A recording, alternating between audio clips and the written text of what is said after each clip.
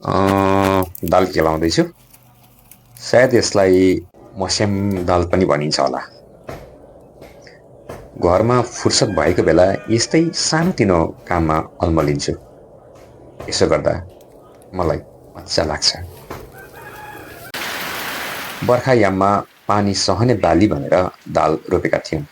हामीले रोपेको दाल हेर्दा हेर्दै हरियो हुँदै आयो, पहेँलो फुल्न थाल्यो र पाक्न थाल्यो।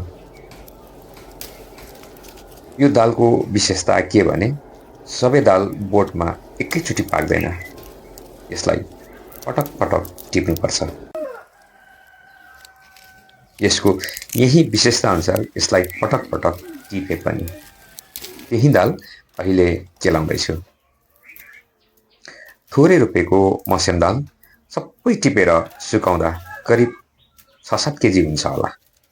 यो 6-7 केजी दाल फलाएर पैसा जोगाउनु त छ नै, त्योभन्दा बढी त विषादी मुक्त तरकारी खान पाउनु ठुलो कुरा हो।